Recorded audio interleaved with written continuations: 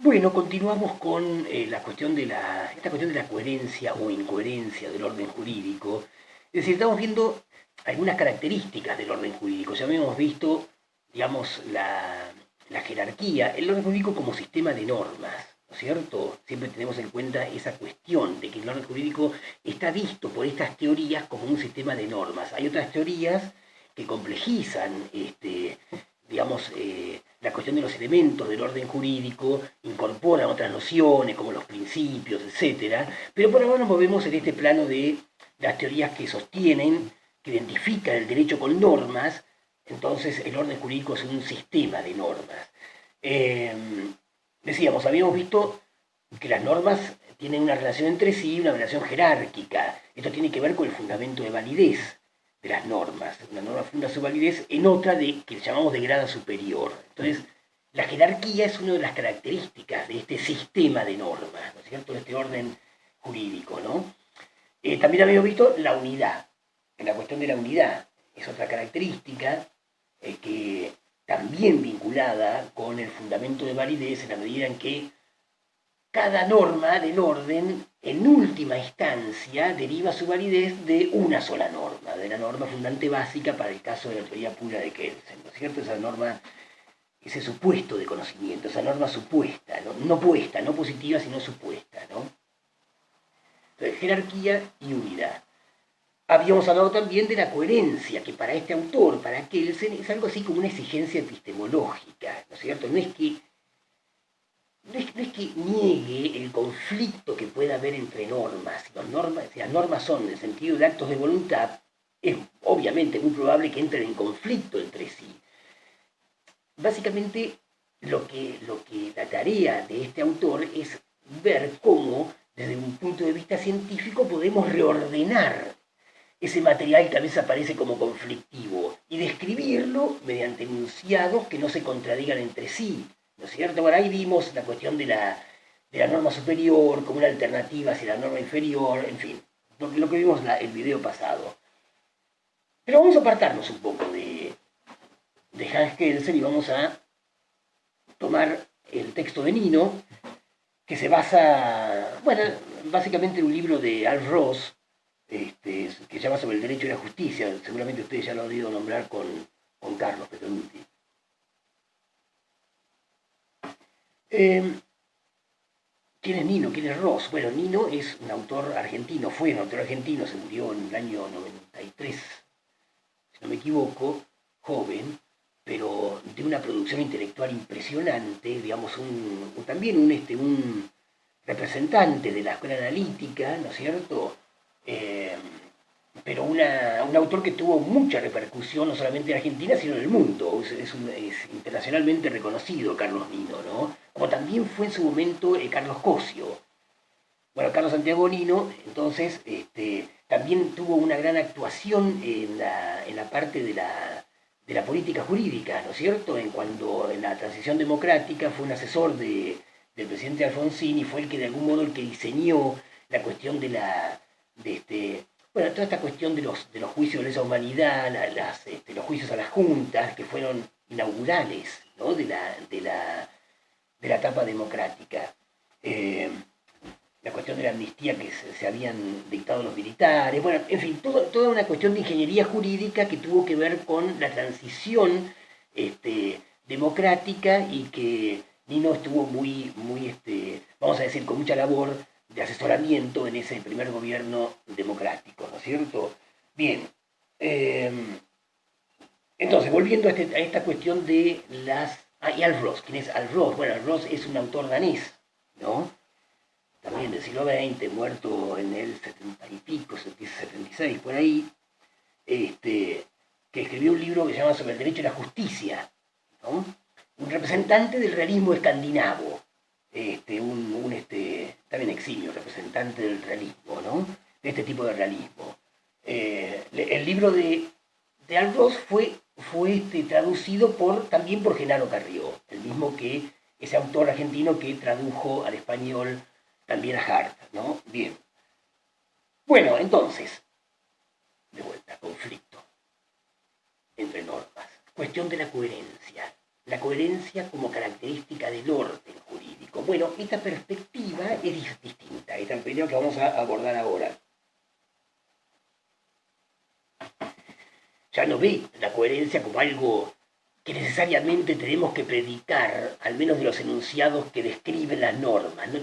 Se aparta de esa exigencia epistemológica que él señala, ¿no es cierto? Cuando, digamos, ¿qué es la coherencia? La coherencia, bueno, quiere decir la ausencia de contradicción, básicamente, ¿no es cierto? Y cuando, digamos, podemos decir que un orden jurídico o ciertas normas entran en contradicción, básicamente ciertas normas entran en contradicción, o sea, haciendo de algún modo, vamos a decir, dejando de lado la cuestión de la coherencia del orden, o sea, afectando la coherencia del orden, cuando esas normas entran en conflicto o en contradicción. Cuando hay inconsistencias entre esas normas, son todos, vamos a decir, términos análogos, sinónimos, ¿no es cierto? Incoherencia, contradicción, inconsistencia entre normas, que afectan justamente la coherencia, esa cualidad que se predica del orden, ¿no es cierto? Bueno, ¿cuándo se da esta cuestión en que dos normas entran en conflicto, en contradicción o que son inconsistentes? Bueno, básicamente cuando tenemos que tener claro más de una norma, dos o más normas, ¿no es cierto? Que regulan, digamos, en la misma situación fáctica, el mismo tipo de casos, ¿no es cierto? Regulan. Ambas tienen entonces el mismo campo de aplicación, le llama Ross, ¿no? Al Ross. El mismo campo de aplicación. Esa es una de las condiciones que tiene que haber para que haya inconsistencia normativa. Dos normas que regulen lo mismo, pero hay otra, hay una segunda, un segundo elemento que sí o sí tiene que estar para decir que dos normas son inconsistentes, y es que esas normas le imputen a ese caso consecuencias contradictorias, incompatibles entre sí, ¿no es cierto? Vamos al ejemplo que da Nino, para no complicarnos, ustedes van a leer el texto de Nino, bueno, el ejemplo que da Nino, por ejemplo, digamos, una norma establece que la importación de vehículos extranjeros, bueno, está exenta del pago de impuestos. Bueno, entonces, regula ese tipo de casos, el acto de importar, digamos, vehículos de otro país, ¿no es cierto? Bueno, eso, la consecuencia jurídica es que no paga impuestos, ¿no?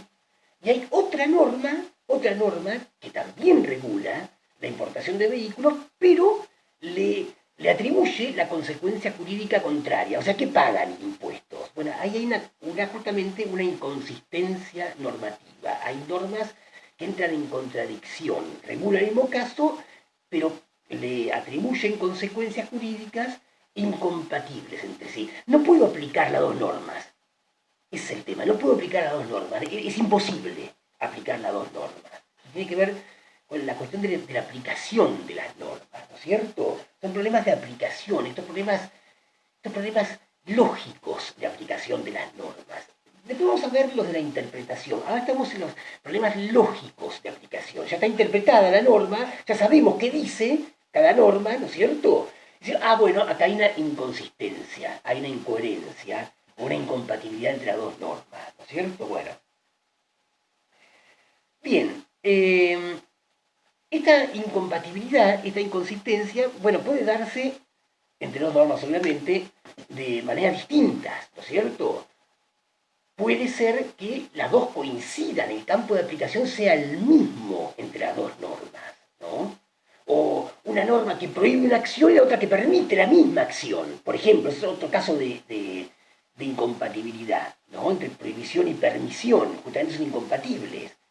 Está prohibido o está permitida, no puede estar las dos al mismo tiempo prohibida o permitida.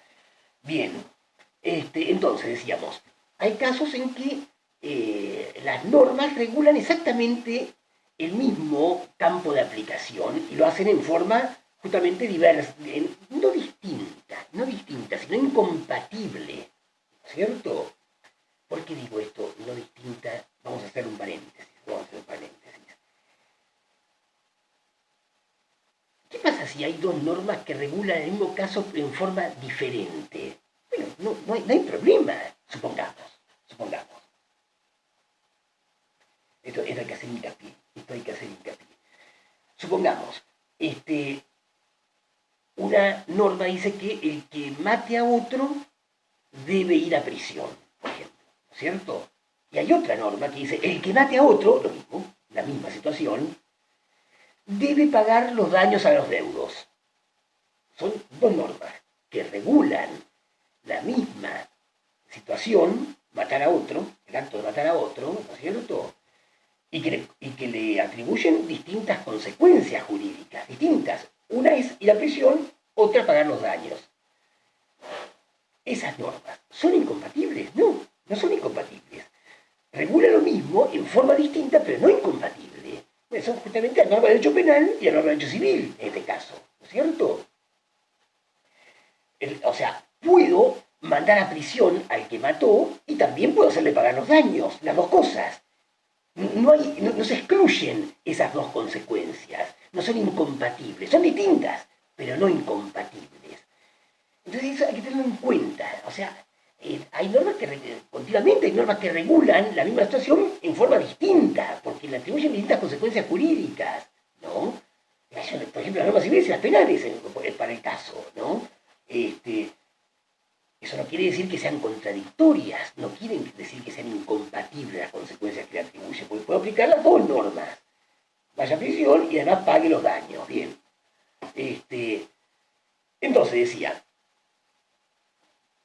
las normas pueden coincidir en una totalidad en el campo de aplicación que regulan, ¿no es cierto? Que prevén. Bien. Pero también puede ser que una de las normas, ¿no es cierto?, regule, digamos, una parte de ese campo de aplicación de la otra. O sea, esta norma es específica con respecto a la otra que es general. Si uno la quisiera graficar en dos círculos, la norma más grande es el círculo más grande, la norma más general es el círculo más grande, y la norma especial es el círculo más pequeño, que está incluido en el círculo más grande, concéntrico, supongamos, ¿no es cierto? Para el caso que nos habíamos dado de que el ejemplo de Nino, ¿no es cierto? Digamos, por ejemplo, una norma que dice que la importación de vehículos está exenta de impuestos, ¿cierto? Y otra norma que dice que la importación de tractores debe pagar impuestos. ¿Qué pasa ahí? Digamos, el tractor es un vehículo, está incluido dentro del concepto de vehículo, está incluido dentro de la otra norma. Entonces ahí hay una contradicción, pero entre normas, digamos, que tienen una mayor generalidad, el campo de aplicación es mayor, y otra, digamos, de menor campo de aplicación, más especial, ¿no? Pero está incluida dentro de la norma más general. Digo, regula los mismos tipos de casos, ¿no es cierto? La otra norma, la más general, regula además otros casos. Regula también los camiones, las motos, los automóviles. Esta los tractores nomás. Bien. También podemos, por supuesto, imaginar normas que regulan distinto campo de aplicación, pero que se intersectan, ¿no es cierto? Se intersectan, porque hay una universalidad de casos, una cantidad de casos que comparten las dos, ¿no es cierto? Bueno, entonces no se interesa tanto eso, está en el texto de Lino, nos interesa sobre todo, digamos, más que nada el caso de especialidad para las soluciones que se dan en estos casos, ¿no es cierto? Bien. Entonces puede coincidir totalmente o una norma incluir a la otra. Bien. ¿Cuáles son, vamos a decir, las posibles soluciones de estos conflictos normativos o de estas inconsistencias normativas? Bueno, digamos, hay determinados principios que acuden para justamente dar solución a estas incompatibilidades. Uno es cuando se trata de normas de quinta grada, ¿no es cierto? La norma superior y la norma inferior. Bueno, ¿cuál prevalece? ¿Cuál se aplica? No se pueden aplicar las dos al mismo tiempo. ¿Cuál se aplica? Y la norma de grado superior. ¿Por qué? Justamente por el principio de supremacía, ¿no es cierto? O sea, la norma de grado inferior debe corresponder a la de grado superior, ¿no es cierto? Pero si no corresponden, la que prevalece, la que se aplica, es la norma de grado superior, ¿no es cierto? Es el principio, el primer principio de lex superior, ley superior, o norma de grado superior, ¿no es cierto? Ley en sentido amplio, estamos diciendo, después vamos a ver cuando veamos fuentes a qué se le dice ley, ¿no es cierto? Acá estamos hablando de ley en sentido amplio, ¿no es cierto? Bueno, bien. Ahora, ¿qué pasa si son dos normas de la misma grada, del mismo nivel normativo? Por ejemplo, dos normas dictadas por el mismo órgano, supongamos, ¿no? Bueno, básicamente ahí lo que hay que tener en cuenta para la solución del conflicto entre estas dos normas, que son incompatibles entre sí, es, digamos, qué norma fue sancionada con posterioridad, ¿cierto? Es digamos, el principio del ex posterior. La norma posterior deroga a la norma anterior. Es decir, la deroga, la deja sin validez, ¿no es cierto?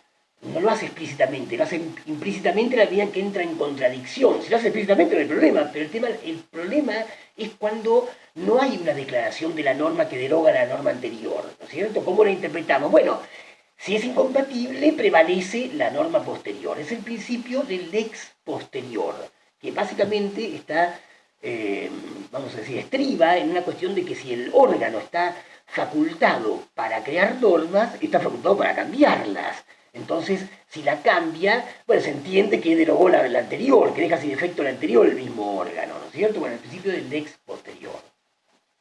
Entonces ahí se soluciona esa incompatibilidad normativa. Se aplica una norma, la posterior, la otra no, ya no tiene validez. El anterior, ¿cómo era? Se aplica la superior, la inferior no tiene validez, ¿no es cierto? Bien.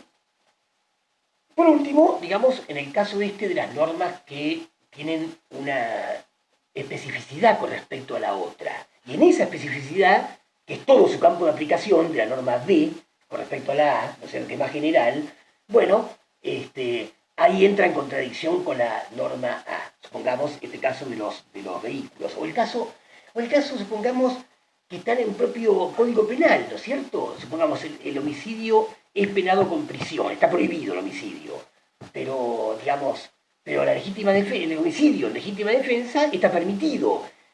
Digamos, ahí no habría seguramente un problema de interpretación, pero es el mismo caso. Hay una norma que establece la prohibición del homicidio y otra que establece su permisión en determinadas circunstancias, ¿no es cierto? Esta norma, la que prohíbe el homicidio, abarca la otra.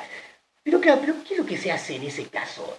Bueno, básicamente se ve a la norma más específica, en el caso de que está en el mismo código, no habría un problema de interpretación, ¿no es cierto?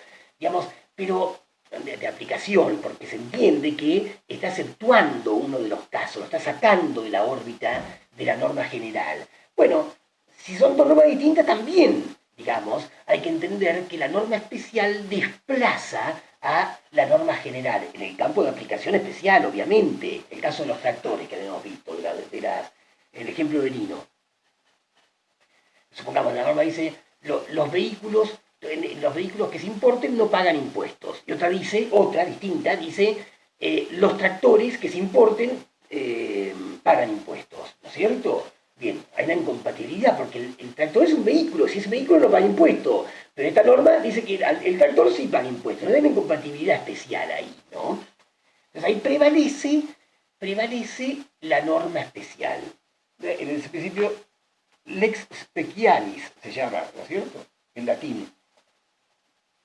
La norma especial prevalece con respecto a la norma general. Claro, por supuesto, en el caso que ella regula, hay que entender cómo, digamos, el enunciado que de algún modo describe esa situación jurídica no entra en contradicción. Dice, digamos, por ejemplo, los vehículos que se importen no pagan impuestos, excepto que sean tractores que sí los pagan. Es perfectamente lógico, ¿no es cierto? Es una excepción, ¿no es cierto? Hay que tenerlo como una excepción. De la ley especial o la norma especial desplaza a la norma general.